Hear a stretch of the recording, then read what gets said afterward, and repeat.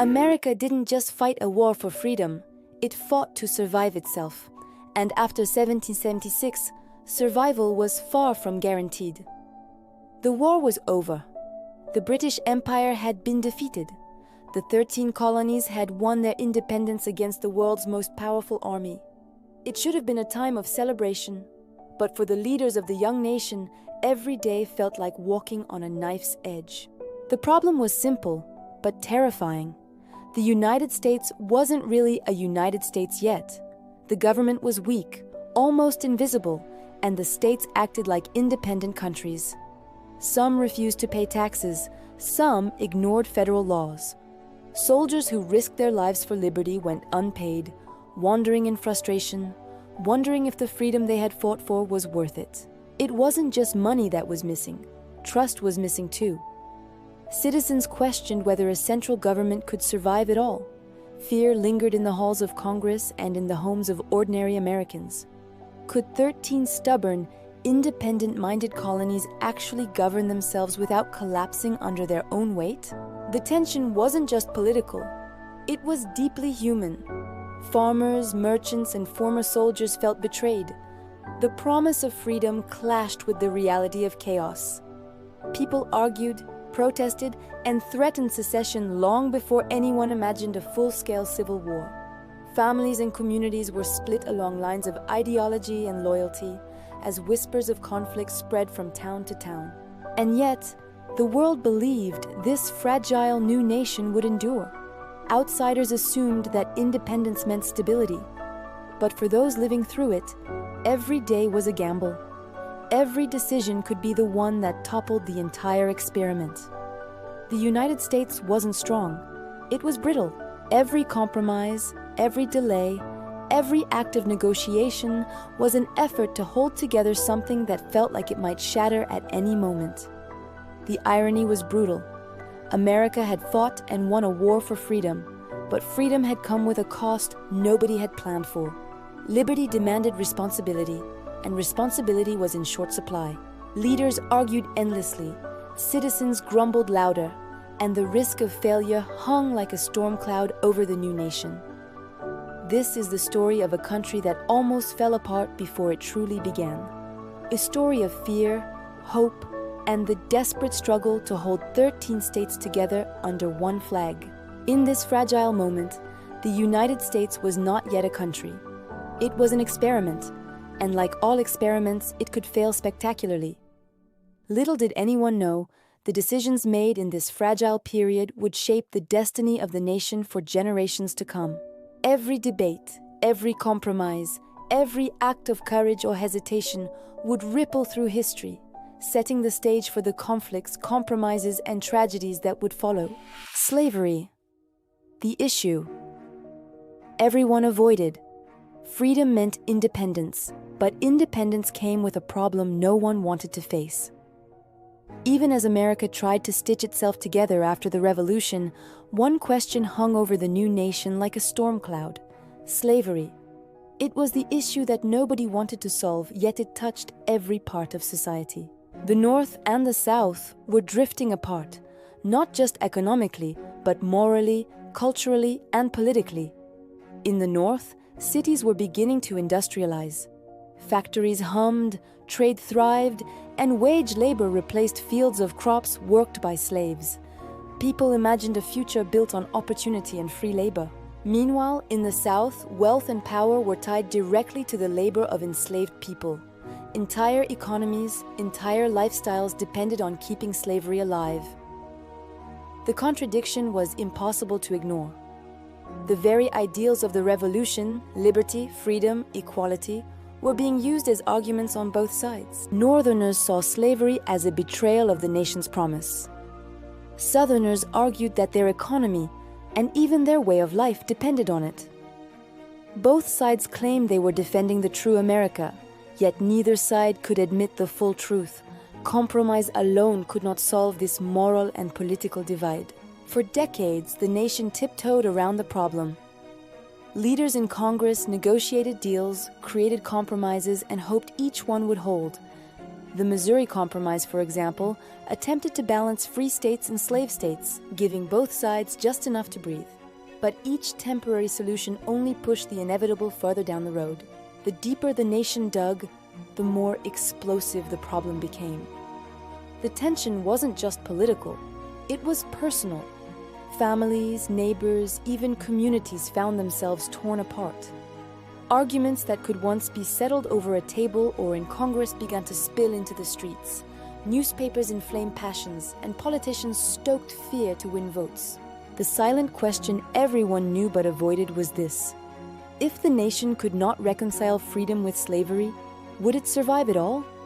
Even the Constitution, hailed as the document that saved America from collapse, skirted around the issue. It contained compromises, concessions, and clauses that postponed the problem rather than solving it.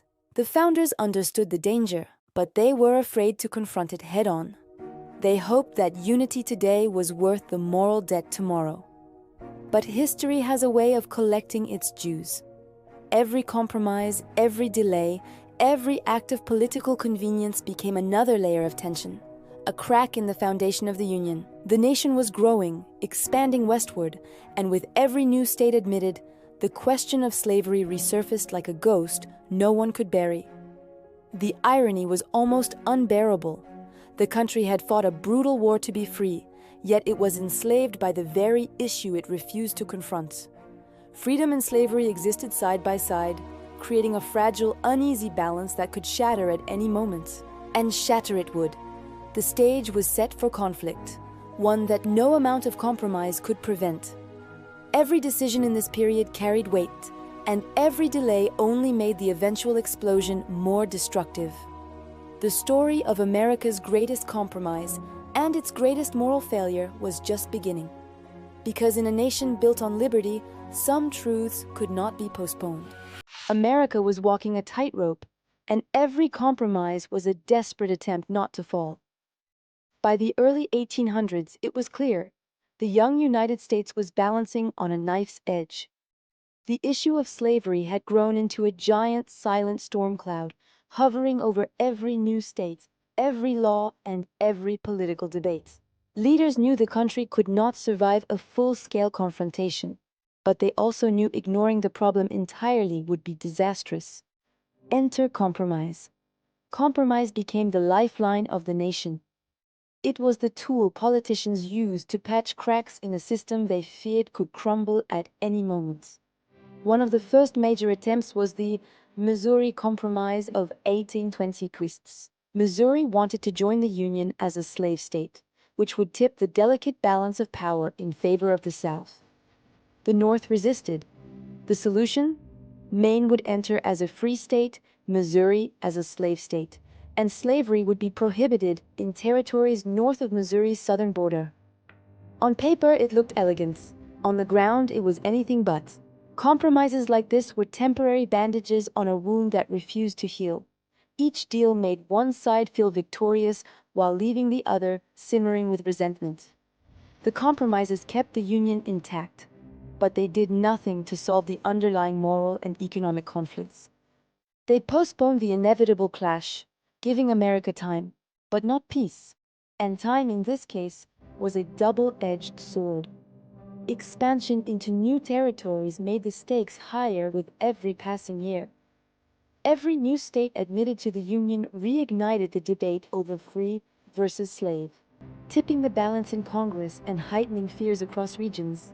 Political maneuvering became an art form, but it was also a dangerous game. One wrong move, and the fragile peace could shatter. Meanwhile, the tension seeped into everyday life. Communities were split. Families argued over the morality and necessity of slavery. Newspapers fanned the flames with sensational stories and editorials. Politicians shouted across aisles, and compromise became a battle of endurance rather than principle. People were tired, frustrated, and fearful, but there was no escape. No single solution could satisfy everyone. Ironically, compromise required trust. Trust in the government, in law, in the system. But trust was the one thing the nation was running out of. Each compromise tested that trust further. Citizens on both sides began to question whether the federal government could protect their interests. If one side felt the government was biased or powerless to enforce fairness, they whispered about leaving the Union entirely. Even the Constitution, hailed as the miracle that saved the nation after independence, was strained to its limits. The compromises it allowed had preserved the Union once, but now they were being pushed to their breaking points. Leaders debated endlessly in Congress, crafting solutions that were clever but temporary. They were aware that these measures were not permanent fixes. They were only delaying a storm that was quietly gathering strength. The Missouri Compromise was not the last. It was followed by the Compromise of 1850, designed to settle disputes over new territories acquired after the Mexican-American War. California entered as a free state. The fugitive slave law was strengthened, and popular sovereignty was introduced for new territories. Again, it was a solution designed to placate both sides, but again, it only pushed the conflict a few years further down the road. Each compromise carried a hidden cost. By delaying the confrontation, leaders allowed resentment, fear, and mistrust to grow. Political debates turned into personal attacks. Violence began creeping into towns and cities. The silence that had once allowed the nation to function peacefully was breaking. America had survived independence, but the lessons of survival were being forgotten. Compromise, which had once been a tool to prevent collapse, was now a crutch hiding the inevitable. The nation was like a pressure cooker. Every new issue added more heat, and the lid was rattling. The truth was stark. Compromises had bought time, yes, but peace. That was an illusion. Every bandage applied, every delicate agreement signed, made the eventual eruption more likely, and the next eruption would not be contained with words or legislation. It would demand something much heavier. Because when freedom and slavery collide, compromise can only delay the storm, never stop it. By the 1850s, America wasn't arguing anymore. It was choosing sides. The compromises had bought time, but time had only deepened the divide. By the middle of the 19th century, the United States no longer felt like a single nation with disagreements. It felt like two very different societies forced to share one flag. The North and the South were drifting apart in ways that went far beyond politics.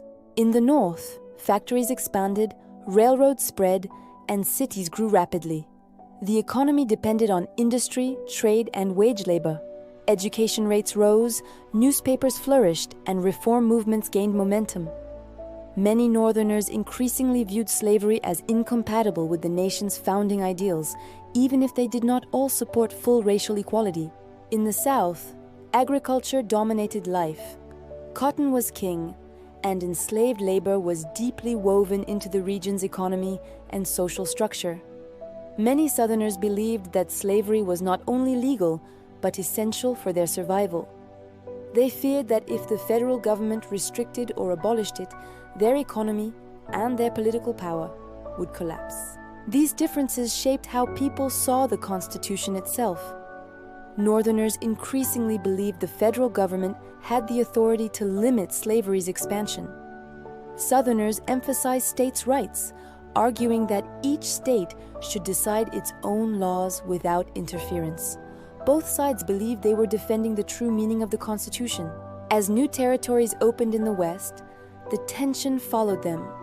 The question was always the same: would these new lands allow slavery or not? This debate turned violent in places like Kansas, where pro-slavery and anti-slavery settlers clashed in what became known as Bleeding Kansas. It was no longer just political rhetoric. Americans were killing one another over the future of the nation. Violence even reached the halls of Congress. In 1856, Senator Charles Sumner of Massachusetts was brutally attacked on the Senate floor after delivering a speech criticizing slavery. The assault shocked the nation, but it also revealed a grim truth. If lawmakers could not debate without bloodshed, how could the country survive? Trust between regions was rapidly disappearing. Southerners believed the North was using its growing population and political power to dominate national policy, Northerners feared that slavery would spread unchecked, undermining free labor and democratic ideals. Each side felt threatened, misunderstood, and increasingly unwilling to compromise. New political movements emerged from this chaos. Democratic Republican Party formed with the goal of stopping the expansion of slavery into new territories. To many in the North, this seemed reasonable. To many in the South, it felt like an existential threat. Fear hardened into certainty. If the wrong people gained power, the Union itself might not survive. Ordinary Americans felt the shift. Friendships broke, churches split, newspapers became more extreme. The language of us versus them replaced the language of unity. People stopped asking how to preserve the Union and started asking whether the Union was worth preserving at all. The United States still existed on paper, but emotionally and culturally, it was already dividing. The cracks were no longer hidden. They were visible, widening, and impossible to ignore. Every election, every law, every debate now carried the weight of potential disaster. The nation had reached a dangerous point. Compromise no longer felt like a solution. Dialogue no longer felt safe. And the idea of separation, once unthinkable, was now being discussed openly. America was standing at the edge of something irreversible. And the next turning point would come not from violence in the streets, but from a decision made at the ballot box. One that would change everything. Sometimes history turns not on a battlefield, but at a ballot box. By 1860, the United States was no longer debating whether it had a problem. The only question left was how that problem would be resolved, and at what cost. Decades of compromise, avoidance, and rising tension had led the nation to a single moment of decision, a presidential election that would determine the future of the Union. The political system itself reflected the country's fracture. 4 major candidates ran for president, each representing a different vision of America. The Democratic Party split along regional lines. Northern Democrats supported Stephen A. Douglas and his idea of popular sovereignty, allowing territories to vote on slavery themselves. Southern Democrats backed John C. Breckinridge, who openly defended the expansion of slavery. A third party, the Constitutional Union Party, tried desperately to avoid the slavery issue altogether, focusing only on preserving the Union. Then there was Abraham Lincoln, the Republican candidate. Lincoln did not call for the immediate abolition of slavery where it already existed. His position was more limited, but to the South, it was deeply threatening. He opposed the expansion of slavery into new territories, a stance that Southerners believed would eventually doom the institution altogether. In their eyes, stopping expansion meant slow destruction. The election results revealed a country already divided in spirit. Lincoln won the presidency without carrying a single Southern state. His victory came entirely from Northern and Western votes. For many Southerners, this confirmed their worst fears. They believed they no longer had a voice in the federal government. Reaction in the South was swift and decisive. Even before Lincoln took office, leaders in several Southern states argued that remaining in the Union was no longer safe. They believed the Constitution was no longer protecting their rights. Secession, once a distant threat, became a serious political plan. South Carolina was the first to act. In December 1860, it formally voted to leave the Union. Other states soon followed. Each decision was framed not as rebellion, but as self-preservation. Southern leaders insisted they were exercising their rights as sovereign states, not destroying the nation. In the North, reactions ranged from disbelief to determination. Many hoped the crisis could still be resolved peacefully. Others believed that allowing states to leave would mean the end of the United States itself. The idea that the Union was permanent or voluntary was now being tested in the most dramatic way possible. President James Buchanan, still in office during this chaotic transition, struggled to respond. He believed secession was illegal, but also thought the federal government lacked the authority to stop it. His inaction only deepened the crisis, leaving the nation in a dangerous limbo. As Lincoln prepared to take office, the country waited. Fear spread, markets trembled, militias formed, families worried about what the future might bring. The Union was unraveling in real time, and no one knew if it could be stitched back together. The election of 1860 did not cause the division, it exposed it. It stripped away the illusion that compromise could hold the nation together forever. The moment the votes were counted, America crossed a line it could not uncross. The war America had tried to avoid was no longer a distant possibility. It was approaching fast, driven not by foreign invasion, but by Americans themselves, each convinced they were defending the true soul of the nation. And the final question now loomed: could the Union survive secession, or would the country be torn apart completely? That answer would come soon, at a place called Fort Sumter. In the months before the war, America wasn't calm. It was holding its breath. After the election of 1860, the United States entered one of the most uncertain periods in its history. Several southern states had already declared their intention to leave the Union, yet no shots had been fired. Many Americans still believed the crisis could be resolved without bloodshed. That belief, fragile and fading, was the final illusion of peace. In Washington, political leaders scrambled to find a solution. Proposals filled the halls of Congress. The most famous was the Crittenden Compromise, an attempt to permanently protect slavery in the states where it already existed, and extend it into future territories south of a designated line. Supporters hoped it would reassure the South and prevent further secession. But to Republicans, accepting it would mean surrendering the very principles they had just been elected to defend. The proposal failed. Other compromises followed, but none addressed the core issue. Trust was gone. The North no longer believed compromise could stop slavery's expansion. The South no longer believed the federal government would protect its interests. Each side assumed the worst of the other, and fear filled the silence where cooperation once existed. Meanwhile, the outgoing president, James Buchanan, remained largely passive. He insisted that secession was illegal, but also argued that the Constitution gave him no authority to stop it. This contradiction left the nation without leadership during its most dangerous moment. Federal property in the South, forts, arsenals, and military installations became symbols of unresolved power. Who truly controlled them? The Union or the states that claimed independence? One location became especially important: Fort Sumter, a federal fort located in Charleston Harbor, South Carolina. To the newly formed Confederate government, its presence was unacceptable. To the Union, abandoning it would signal weakness and recognition of secession. The fort stood quietly, a silent test of authority, as both sides waited for the other to blink. When Abraham Lincoln took office in March 1861, he faced an impossible situation.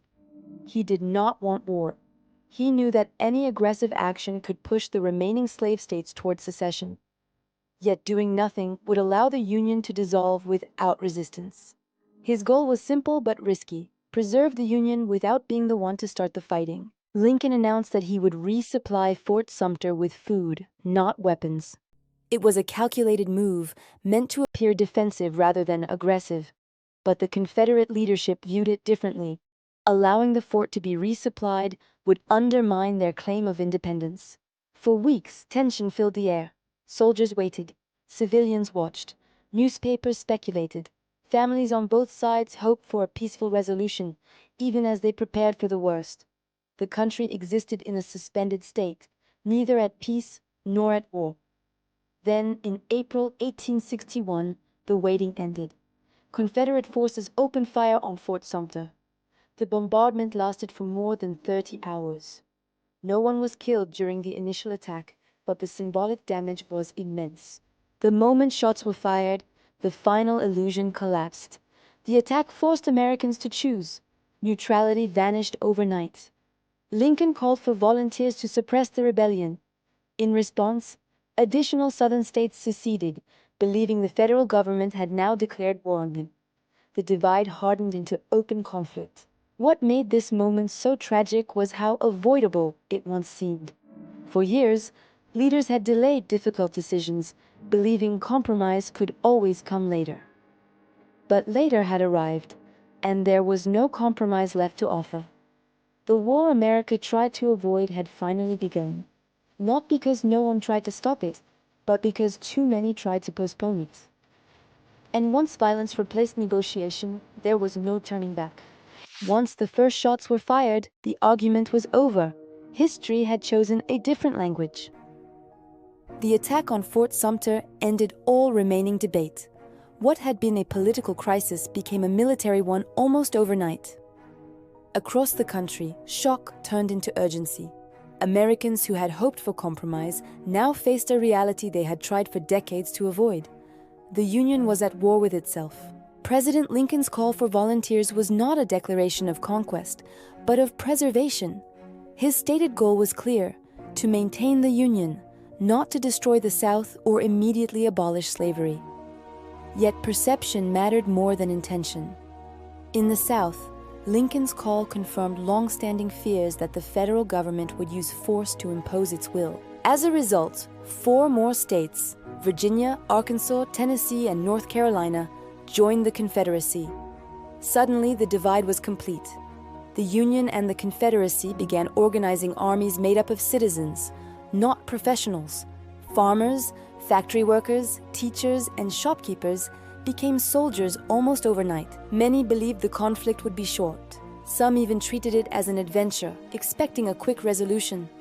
They were deeply mistaken. The early months of the war revealed how unprepared both sides truly were. The Union had greater population and industrial strength. The Confederacy had experienced military leadership and a strong belief in defending home soil. What neither side fully understood was the scale of destruction modern warfare would bring. Battles like First Bull Run shattered any illusion of a swift victory. Spectators who had come to watch the fighting fled in panic as chaos unfolded. The war was no longer theoretical. It was deadly, unpredictable, and deeply personal. The nation was learning, in the hardest way possible, that compromise delayed does not mean conflict avoided. As casualties mounted, public opinion hardened. Communities mourned their dead. Families were divided by loyalty and geography. The war forced Americans to define what the Union truly meant. Was it a voluntary association of states or a permanent nation that could not be dissolved? For the Confederacy, the war was framed as a fight for independence and self-determination. For the Union, it became a struggle to prove that democracy could survive internal division. Both sides believed history was on their side. Both sides paid an enormous price for that belief. As the war dragged on, its purpose evolved. What began as a fight to preserve the Union gradually transformed into a broader struggle over slavery itself. Lincoln, facing pressure from abolitionists and the realities of war, recognized that the institution of slavery could not be separated from the conflict. The Emancipation Proclamation would later reflect this shift, redefining the moral and political stakes of the war. But in these early stages, clarity was rare. Confusion ruled, strategies failed, leadership was tested. The cost of decades of postponed decisions became painfully clear. Every fallen soldier was a reminder that avoiding hard choices does not eliminate consequences. It multiplies them. The war spread across the nation, reshaping landscapes and lives. Towns were destroyed, economies were disrupted. The very idea of America was being tested in ways no one had imagined during the celebrations of independence decades earlier. This was the war America never wanted. Yet once it began, there was no path backward. The choices made in the years of compromise had led here, to a conflict that would determine not just the survival of the Union, but the meaning of freedom itself. And as the fighting intensified, one truth became unavoidable. Whatever emerged from this war, America would never be the same again. America survived, but survival came at a cost that could never be undone. By the time the Civil War began, the illusion that compromise alone could hold the nation together was gone. Decades of postponing difficult decisions had finally caught up with the United States. The war was not the result of one election or one event, but the outcome of years of fear, avoidance, and fragile agreements that delayed confrontation instead of resolving it. The Civil War would become the deadliest conflict in American history. More Americans died in this war than in any other before or since. Cities were destroyed, economies were reshaped, and families were permanently scarred. But beyond the physical devastation, the war forced the nation to answer questions it had avoided since its founding. Could a country built on freedom survive while denying freedom to millions? Could a union based on shared ideals endure when those ideals were interpreted in completely different ways? The war answered these questions not with speeches or legislation, but with bloodshed. Out of the destruction came a stronger, more centralized federal government. The war settled a debate that had haunted the nation since independence. The Union was permanent. States could not simply leave when they disagreed. This lesson reshaped the balance of power and redefined what it meant to be American. Slavery, the issue that had been postponed for generations, was finally abolished. But freedom did not automatically bring equality or peace. The end of slavery marked a beginning, not a conclusion, of new struggles over rights, citizenship, and justice, conflicts that would continue long after the war ended. The most sobering lesson was this: compromise has limits. While compromise can preserve peace in the short term, it cannot resolve moral contradictions forever. When a nation avoids its deepest conflicts, those conflicts do not disappear. They grow stronger, more dangerous, and more costly to confront later. The United States emerged from the Civil War transformed. Stronger but wounded, more united but deeply aware of its fractures. The war proved that democracy is not self-sustaining. It requires courage, honesty, and the willingness to face uncomfortable truths. This chapter of American history is not just about the past. It is a reminder that freedom comes with responsibility, and unity requires more than shared borders. It demands shared principles. The story of America nearly falling apart shows how fragile even the strongest nations can be when difficult questions are ignored. And this is not the end of the story, because the war solved some problems, but created new ones. The struggle to rebuild the nation, redefine citizenship, and heal deep divisions would test America all over again. Don't forget to subscribe. See you in the brand new one.